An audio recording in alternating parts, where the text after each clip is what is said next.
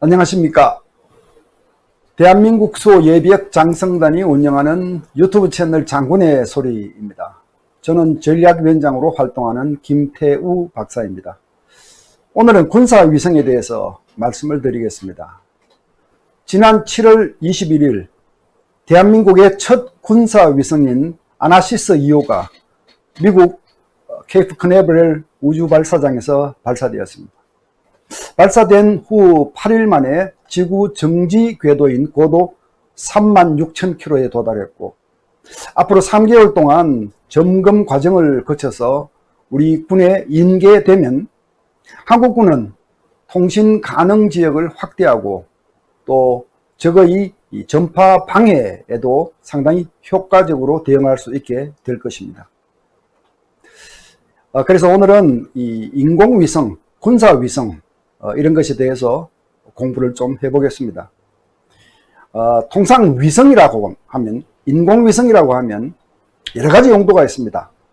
과학위성, 통신위성, 기상위성, 관측위성 이런 여러 가지 위성들이 있는데 민수용과 군사용을 통틀어서 이 지구상에는 약 5,000개가 넘는 이 인공위성들이 돌고 있습니다. 미국은 약 2,000개의 위성을 운용하는 인공위성 최강국이죠. 러시아가 1,500개, 중국이 400개, 그 다음엔 일본이 200개, 인도가 100여 개, 뭐 이렇게 소위 우주 강국들이 많은 위성들을 쏘아 올려서 운영하고 있는 그런 상황입니다. 일본과 인도는 새로이 우주 강국 반열에 오르고 있는 상태다, 이렇게 보시면 될 것 같습니다. 자, 이번에는 그 중에서도 군사위성만을 따로 한번 떼서 보겠습니다. 군사위성에도 당연히 여러 가지 용도가 있습니다. 정찰위성, 청량위성, 조기경보위성, 항법위성, 기상위성, 도청위성, 뭐 여러 가지 용도가 있을 수 있습니다. 이 정찰위성이라고 하는 것은 이 적국의 상공을 날면서 적국의 동향을 영상정보로 찍어서 본부에 송신해주는, 소위 스파이 위성이라고들 합니다. 항법위성, 이런 것들은 이 아군의 잠수함이나 항공기에게 정확한 위치를 알려줌으로써 안전한 항행 또는 안전한 비행을 할 수 있게 도와주는 것이고, 조기경보위성은 적국이 발사한 미사일 같은 무기들을 조기에 탐지 추적함으로써 방어를 할 수 있도록 도와주는 그런 군사위성이 되겠습니다. 기상위성, 뭐 이런 것도 훈련지나 또는 전쟁을 수행하는 상황에서 정확한 기상 정보를 알려줌으로써 이 훈련과 전쟁 수행에 도움을 주는 것이고요. 통신위성, 뭐 이것은 군부대 간의 통신을 연결해주는 그런 위성이 되겠습니다. 이 미국 같은 나라는 세계 도처에 군사 시설을 두고 있기 때문에 이 통신 위성의 역할이 굉장히 막중하겠죠. 자, 그런데 지금 이 군사 위성 분야에서 강대국 간 경쟁이 매우 치열합니다. 그래서 우주 전쟁이 벌어지고 있다, 이렇게들 얘기하고 있습니다. 미국은 약 140개 정도의 군사 위성을 운용하는 최강대국이고요. 기술 분야에서도 가장 앞서 있습니다. 그 다음이 100여 개의 군사위성을 운용하는 러시아이고요. 세 번째가 신흥우주강대국이라고 할 수 있는 중국인데요. 중국은 약 120개 정도의 군사위성을 운용하고 있어서 숫자적으로는 이미 러시아를 초월한 상태입니다. 그 다음으로 군사위성을 많이 운용하는 나라를 치자면 인도가 되겠고요. 인도가 뭐 20여 개가 넘죠. 일본도 10여 개 이상의 군사위성을 운용하고 있고, 그 중에는 9개의 정찰위성도 포함되어 있습니다. 이 여러 가지 위성들이 있죠. 방금 말씀드린 대로 군사위성에도. 그럼에도 불구하고 가장 민감한 것은 정찰위성입니다. 이 정찰위성은 광학장비 또는 전파 발산 장치를 이용해서 지상에 있는 사항들을 영상정보로 바꾸어서 본국에 송환해주는, 말하자면 상대국의 입장에서 볼 때 가장 민감하게 생각하는 것이 바로 정찰위성입니다. 그래서 이 저궤도를 도는 이 정찰위성을 요격하는 무기들도 상당히 발달되고 있습니다. 뭐 예를 들어서 지상 또는 공중에서 발사하는 요격 미사일, 레이저 무기 이런 것들이 바로 위성을 파괴하는 무기들입니다. 오늘날 이 위성을 파괴하는 무기를 개발한 나라들은 미국, 러시아, 중국, 인도 이 4개국인데 이 분야에서도 경쟁이 매우 치열할 것 같습니다. 이러한 그 현상에 대해서 미국 같은 나라는 뭐 특단의 대비를 하고 있다 이렇게 말씀드릴 수 있습니다. 미국은 이 우주 공간이 새로운 전장이다라는 개념에서 2019년 작년이죠. 스페이스콤 즉 우주사령부를 새로 창설을 했고 우주군도 창설을 했습니다. 그리고 미국은 자국의 위성들이 적국에 의해서 파괴될 수 있다는 것을 감안해서 블랙잭 계획이라고 하는 원대한 계획을 구축 중에 있습니다.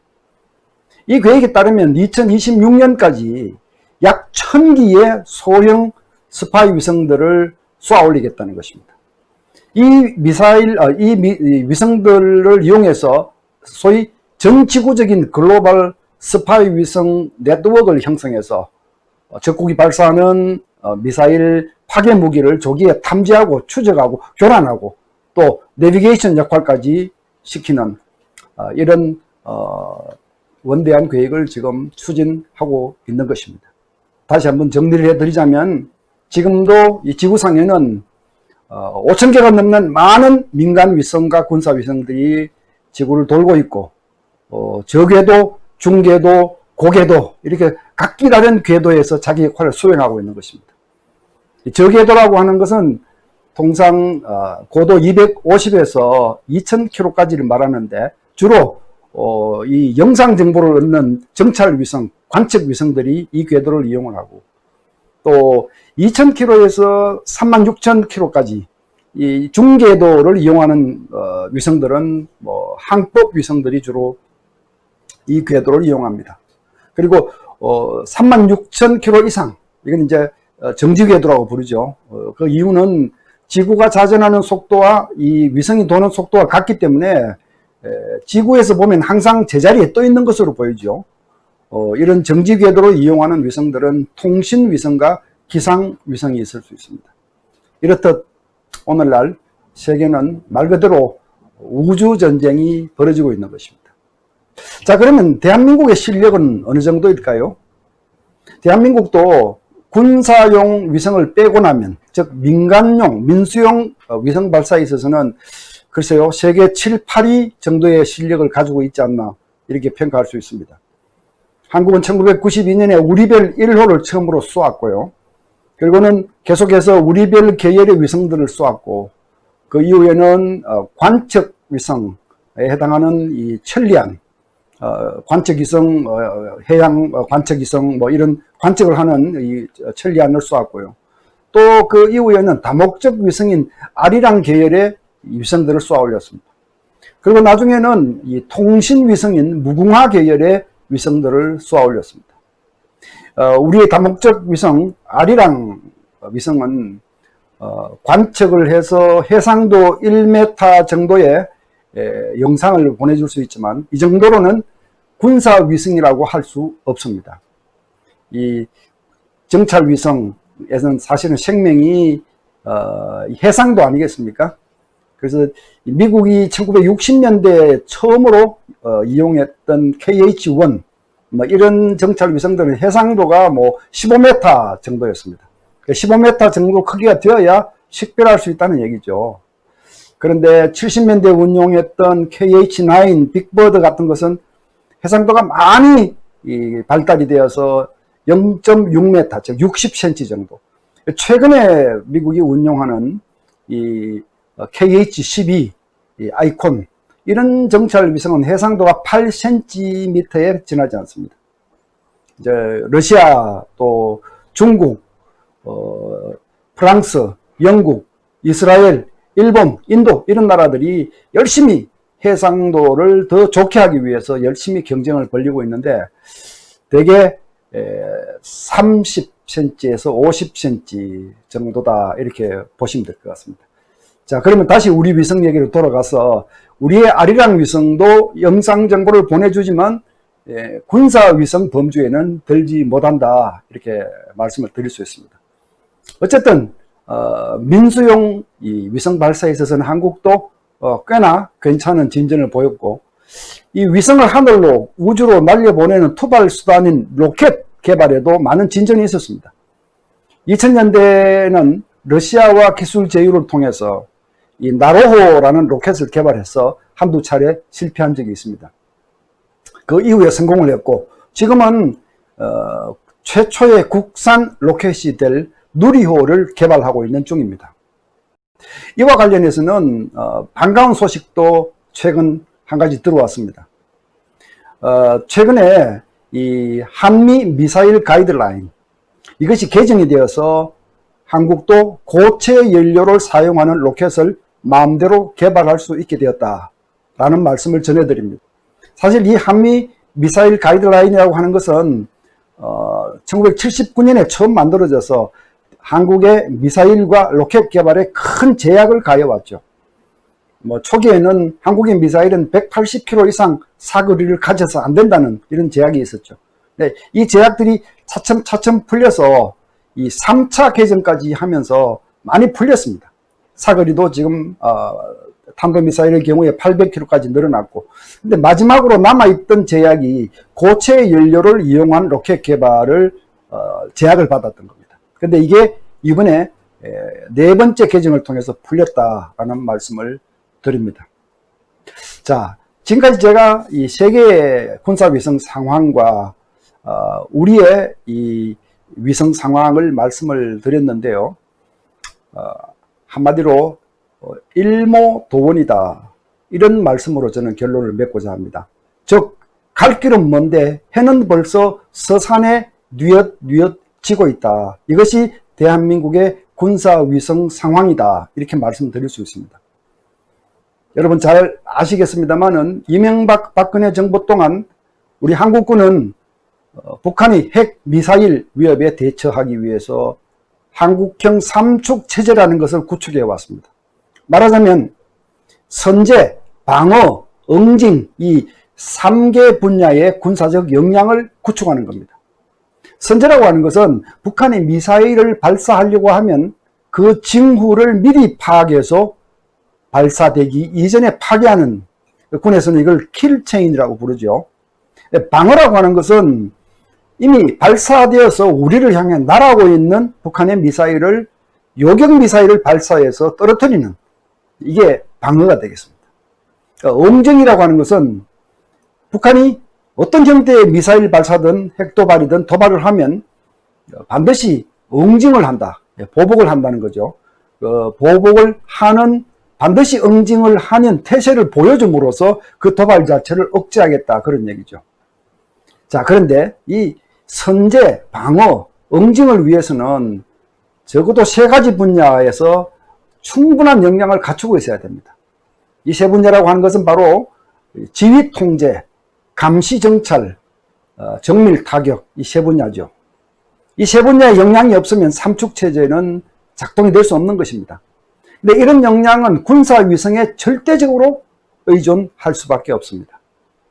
그런데 대한민국은 지금까지 단 한 기의 군사위성도 가지지 않은 상태에서 이 삼축체제를 추진해 왔던 것입니다. 그래서 저희 같은 전문가들은 그래도 그때는 한미동맹이 굳건했기 때문에 미국의 정보위성들을 잘 활용할 수 있을 것이다, 이렇게 믿었고, 또 중장기적으로는 한국도 독자적인 이 군사위성망을 구축할 수 있을 것이다, 이런 기대감을 가지고 지켜보았습니다. 그러나 문재인 정부에 들어와서는 이 삼축체제라고 하는 말 자체가 금기어가 되었습니다. 우리 군에서 그 누구도 삼축체제를 말하는 사람이 없습니다. 삼축체제를 구축하는 이 열정도 상당히 식었으리라고 생각합니다. 게다가 한미동맹도 지금은 파열음을 내고 있습니다. 방위비 분담금 협상 문제만 해도 그렇죠. 금년도에 사용해야 될 방위비 분담금 협상이 지금 금년이 이미 절반이 지난 지금도 완결되지 않은 상태죠. 게다가 지금 미국 국방부에서 주한미군 감축 얘기가 솔솔 새어 나오고 있습니다. 사실 많은 사람들이 걱정하고 있는 것이 바로 이 미군 감축, 미군 철수 이런 것들인데, 그러나 문재인 정부는 이 주한미군 감축 가능성에 대해서 그 어떤 걱정도 하지 않는 듯한 이런 인상을 주고 있어서 저희들은 상당히 마음이 무겁습니다. 앞서 말씀드린 바와 같이 지금 세계는 우주전쟁 중이고요.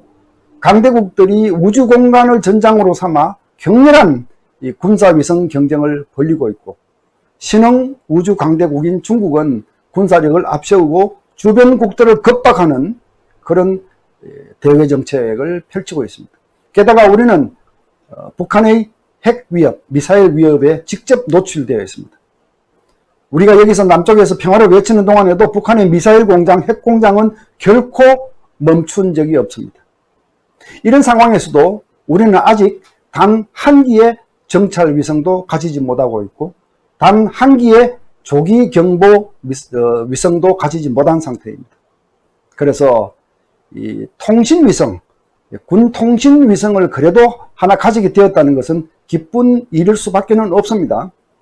지금까지 한국군은 2006년에 발사한 민간용 위성인 무궁화 5호, 여기에다가 이 군 통신 장비를 탑재해서 민군 겸용으로 사용해 왔죠. 그러다가 이번에 아나시스 2호를 발사함으로써 군이 전용으로 사용하는 소위 말 그대로 군사위성 하나를 가지게 되었다라는 것은 매우 감격스럽지만, 정말 이거는 첫걸음에 지나지 않고 우리가 처하고 있는 주변 위협들에 비해 볼 때 우리는 갈 길이 너무 까마득하다. 그런데 이 정부가, 문재인 정부가 그 까마득한 길을 갈 의지를 가지고 있는 것인지조차 확실하지 않습니다. 그래서 이번에 우리 군이 한국군 사상 최초로 군 전용 통신 위성을 발사했다는 사실은 가뭄의 단비처럼 반가운 것이었지만, 그러나 저희 같은 전문가들을 잠시 감격하게 했을 뿐입니다. 오늘 여기서 마치겠습니다. 감사합니다.